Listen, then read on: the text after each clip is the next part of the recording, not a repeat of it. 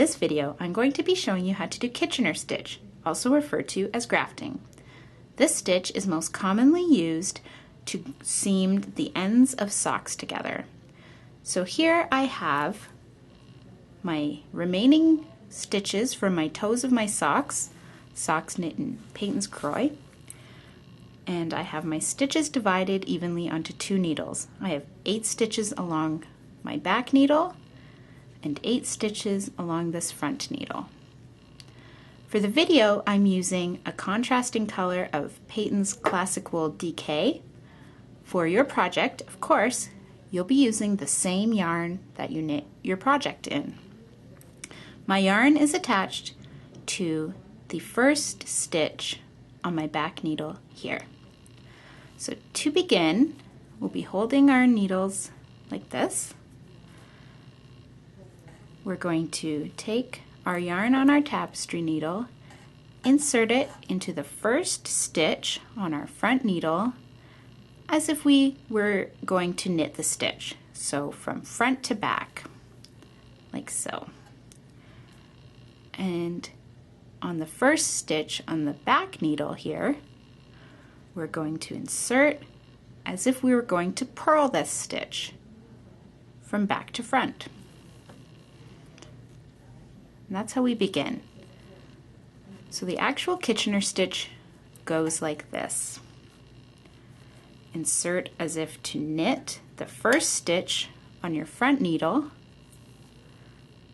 from front to back and slip that stitch off the needle.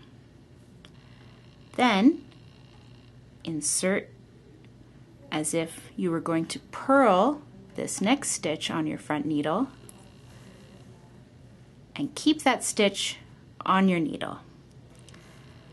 Then we're going to work these first 2 stitches here on your back needle in the same manner, but instead of inserting as if to knit, we're going to insert as if to purl from back to front like this. Slip that stitch off your needle and insert as if to knit from front to back and keep that stitch on your needle. So we're going to be working in sets of 2 like that. First needle, second needle. So now we go back to your front needle. And you can do a little chant to keep things straight if you like. The chant isn't very catchy, but it goes like this. Knit, slip, purl, stay. Then your back needle, purl, slip, knit, stay. First needle, knit, slip, purl, stay. Your back needle, purl, slip, knit, stay. It would be helpful if that chant rhymed, but it doesn't. So another thing you're going to want to do is to keep a nice even tension when you're on your yarn that you're using to seam. You don't want to pull it too tight, it'll cinch in the end of your work, and if you keep it too loose, then you'll definitely notice that you have a seam there. So you want to just, each time you insert your yarn into a stitch, just give it a nice gentle tug and keep your stitches even. So let's do our chant again. Knit, slip, purl, stay. Purl, slip,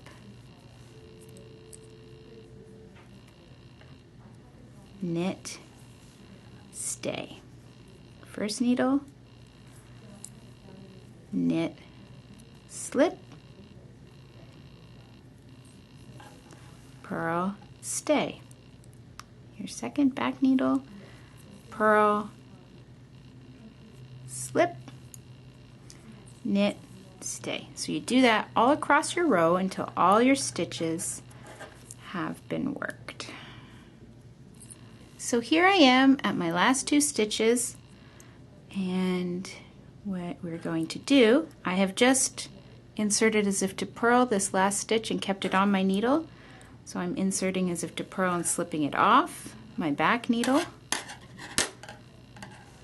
and inserting as if to knit this last stitch, slip my needle out, take your working yarn, bring it to the inside of your piece,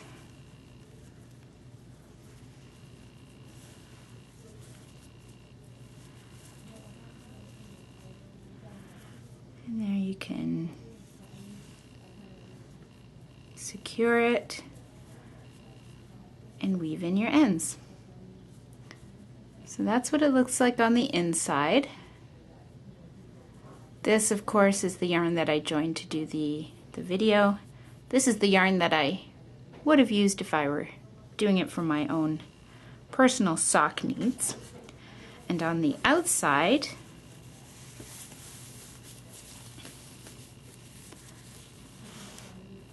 it looks like this. It looks like just a row of stocking stitch.